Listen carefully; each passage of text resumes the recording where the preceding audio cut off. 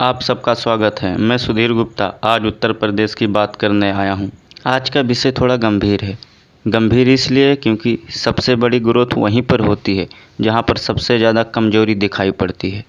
देश के अंदर सबसे बड़ी ग्रोथ वहीं पर होगी जहाँ ग्रोथ का सबसे बड़ा गैप बाकी बचा हो। उत्तर प्रदेश एक ऐसा राज्य है जहाँ पर ग्रोथ का सबसे बड़ा गैप है। 6 कारण बताऊँगा कि उत्तर प्रदेश इतना पीछे क्यों रह गया।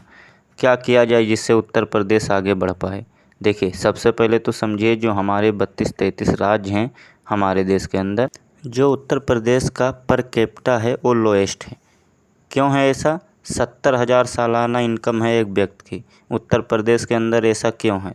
क्या कारण है कि आज एवरेज इनकम उत्तर प्रदेश की इतना नीचे चली गई है? ये पर कैपिटा इनकम क्या होता है? ये निकाला जाता है एक ही स्थानिक जियोग्राफी के अंदर इनकी टोटल इनकम को टोटल पॉपुलेशन से डिवाइड करके देखिए। ये वीडियो हर एक भारतीयों के लिए समझना बहुत ज़रूरी है। कुछ राज्य होते हैं जो भारत की इकोनॉमी को, भारत की स्ट्रेंथ को आगे लेके जाते हैं, और कुछ ऐसे राज्य होते हैं जो उसकी ग्रोथ और डेवलपमेंट को नीचे घसीट रहे हैं, नीचे लेके जा रहे हैं। क्या कारण है इसका? ऐसा क्यों बोलते हैं सब? उत्तर प्रदेश के शब्द को गाली के रूप में प्रयोग किया जाता है। ये क्या प्रीतात्मक है? अरे, विदेशों की तो आप बहुत बातें करते हो, आज हमारे देश में बैठकर ही हमारे साथ भेदभाव हो रहा है। अपने ही लोगों का, अपने ही साथ में, अपने ही प्रेमी पड़ोसियों का आप भेदभाव करते भी हैं और उसका मजाक भी बनाते हैं। ये कारण क्या है? देखिए, फ्रूट जब तक नहीं मिलेंगे जब तक रूट ठीक नहीं होगा। आज रूट की बातें करते हैं। पहला पॉइंट है जियोग्राफिकल डिसएडवांटेज। एक तो ये एक लैंड लॉक स्टेट है। लैंड लॉक स्टेट होने के कारण इसके पास एक भी इंटरनेशनल जियोग्राफिकल लोकेशन का एडवांटेज नहीं है, जिसको क्या बोलते हैं आप देखो। कोस्टल रीजन के अंदर सबसे पॉपुलर स्टेट हैं हमारे देश के अंदर गुजरात और महाराष्ट्र, जहां से इंटरनेशनल बिजनेस बहुत तेज़ी से बड़े बड़े शिप के थ्रू, बड़े पॉपुलर पोर्ट हैं उनके। इसके बाद सदर्न स्टेट में भी हैं जैसे कर्नाटका, केरला, आंध्रा, तमिलनाडु, लेकिन उत्तर प्रदेश को पूरी तरह से लॉक कर दिया है। खुलता भी है इंटरनेशनल बॉर्डर तो वो नेपाल पर है। हम तो डूबेंगे सनम, तुम्हें भी ले डूबेंगे। अब इसके कारण ग्लोबल एक्सेस मिलता नहीं है, ट्रांसपोर्टेशन चार्ज बढ़ जाता है। उत्तर प्रदेश का एक रीजन ऐसा भी है कहीं सूखा पड़ जाता है, तो दूसरा रीजन ऐसा है कि कहीं बाढ़ ज़्यादा आ जाता है। अब क्योंकि इसके कारण लोगों को उत्तर प्रदेश छोड़कर बाहर निकलना पड़ता है। दूसरा पॉइंट है frog in the pond think it's an ocean.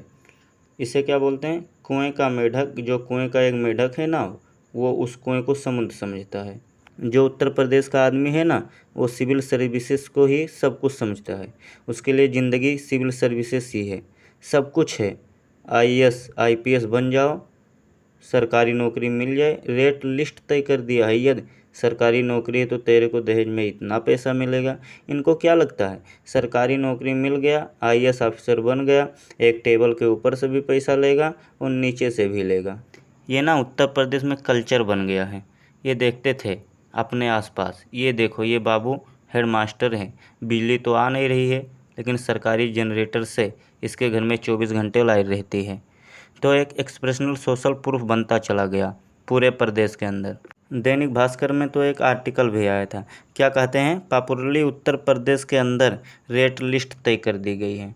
IAS officer हैं तो इतने का दहेज मिलेगा, आईएएस ऑफिसर को 1 करोड़ से 3 करोड़ का दहेज मिल जाता है, आईपीएस को 80 लाख से 2 करोड़, आईआरएस आईएफएस ऑफिसर को 50 से 80 लाख मिल जाते हैं, इंजीनियर पीएसयू पीसीएस ऑफिसर बन जाए 40 से 80 लाख मिलेगा। एक्चुअली इसमें जाति पर भी डिपेंड करता है, ऊंची जात को 80 लाख, पिछड़ी जात को 40 लाख। बैंक, पीओ, दरोगा, स्टेशन मास्टर 15 से 20 लाख ले लेगा। सरकारी पियोन भी खाली हाथ नहीं जाएगा, वो भी 5 लाख रुपये निकाल ही लेगा दहेज के। ये क्या हो गया है? ये सरकारी नौकरी ही सब कुछ है एक उत्तर प्रदेश के आदमी के लिए। वो क्या कहते हैं, कहीं सूखा कहीं बाढ़, ना मिले नौकरी ना व्यापार, तो सरकारी नौकरी सब कुछ है। मैं उत्तर प्रदेश को समझ ही रहा था कि इतने में डाउरी कैलकुलेटर भी देख लिया। उसमें अपनी उम्र लिखो, कास्ट लिखो, क्या हो तुम, और उसके बाद लिखो प्रोफेशन कैसा है, मंथली सैलरी कितनी है, कहाँ पर काम करते हो, दिखने में कैसे हो, गोरा चिट्टा काला, हाइट कितनी है, पहली शादी है कि दूसरी है, माता पिता क्या करते हैं, इससे क्या होगा, आपका डाउरी कैलकुलेट कर देगा और आपको दहेज कितना मिलेगा फटाक से बता देगा। इन्हीं चीज़ों ने मार दिया है उत्तर प्रदेश को। आज भी हमारे देश में ऐसे संस्कार हैं कि दहेज की कमाई पर लार टपकती है। ये देखते हैं इसको कितना मिला, उसको कितना मिला, गाड़ी कौन सी आई। तीसरा पॉइंट है Uttar Pradesh is famous of caste politics. Uttar Pradesh को देश की राजनीति का हब माना जाता है। देश के अंदर सबसे अधिक जनसंख्या वाले इस राज्य ने अब तक 15 में से अकेले 9 प्रधानमंत्री उत्तर प्रदेश ने दिया है। पंडित जवाहरलाल नेहरू, लाल बहादुर शास्त्री, इंदिरा गांधी, चौधरी चरण सिंह, राजीव गांधी, विश्वनाथ प्रताप सिंह, चंद्रशेखर, अटल बिहारी वाजपेयी, नरेंद्र मोदी। फिर भी विकास की बात करें तो कुछ नहीं मालूम है। क्यों? पहले धार्मिक बादशाहत का रोग था, बाद में राजनीतिक बादशाहत का रोग लग गया। यहाँ के लोग इस बात से खुश रहते हैं कि ये देश का प्रधानमंत्री चुनते हैं। ये राजनीति ना पूरा उत्तर प्रदेश को अंदर से खोखला कर दी है। इनके वादे सुनकर ये वोट देते हैं और सत्ता पाने के बाद उत्तर प्रदेश को भूल जाते हैं। उत्तर प्रदेश का विकास तभी होगा जब ये राजनीति का मानसिकता ख़त्म करके नए नए स्टार्टअप और बिजनेस की तरफ भागेंगे। चौथा पॉइंट है क्राइम। उत्तर प्रदेश में क्राइम इतना क्यों बढ़ रहा है?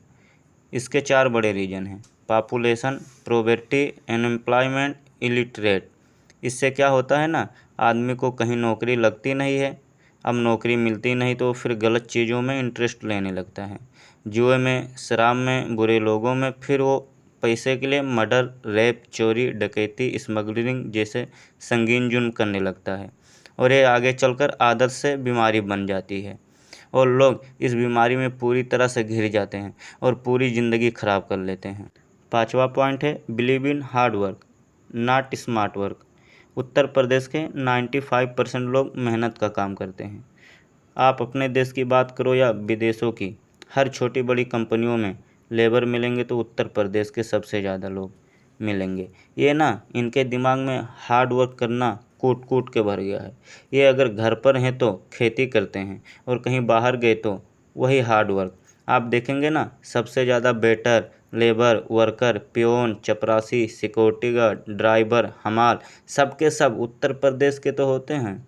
ऐसा क्यों है? ये ना स्मार्ट वर्क पर बिलीव ही नहीं करते हैं, ना ये बिजनेस करने के बारे में सोचते हैं, और अगर सोचते भी हैं तो यदि बिजनेस 1 से 2 साल नहीं चला तो बिजनेस से क्विट कर लेंगे। इनमें बस यही प्रॉब्लम है, ये ना टाइम देना पसंद करते हैं, ना ही एफर्ट और ना ही पैसा लगाना पसंद करते हैं। 6ठा पॉइंट है अर्ली मैरिज। उत्तर प्रदेश को पीछे होने में ये भी एक अहम कारण है। यहाँ शादी बहुत जल्दी कर देते हैं, उसको दुनिया के बारे में कुछ पता ही नहीं होता है। जैसे पढ़ाई ख़त्म हुई जैसे शादी कर देते हैं। यहाँ तक कि पढ़ाई भी कंप्लीट नहीं होती, उससे पहले ही शादी कर देते हैं। इससे होता क्या है, एक कैलकुलेटर से समझते हैं। जैसे कोई बच्चा अपना पढ़ाई कंप्लीट किया तकरीबन 18 से 20 साल के अंदर, जैसे हो गई उसकी शादी। जब उससे कुछ करने की उम्र होती है, जैसे एक बच्चा हो जाता है। बच्चा हुआ तो खर्चा बढ़ गया। अब आदमी के पास बिजनेस करने का सपना भी होता है तो वो टूट जाता है और फिर नौकरी करने लगता है। यह नौकरी करता है तो पूरी ज़िंदगी में पता क्या है, 25 साल से नौकरी करना चालू किया और नौकरी किया 40 साल तक, बीच का गैप बचा 15 साल। यदि उसके महीने की सैलरी है 30,000 तो 15 साल में महीने हुए 180। अब 180 महीने का पैसा हुआ 54 लाख। अब इसका आधा पैसा निकालो घर के और अपने खर्चे के लिए तो शेष बचा 27 लाख। अगर 2 बच्चों की शादी कर दिया तो 15 लाख खर्च हुए, तो अब शेष बचा 12 लाख। और अगर घर नहीं है तो यदि छोटा सा घर बनवा लिया तो उसमें लगे 10 लाख। और अब ना पैसे शेष बचे ना ही ज़िंदगी। ऐसे ही निकल जाता है उत्तर प्रदेश के एक गरीब आदमी की ज़िंदगी।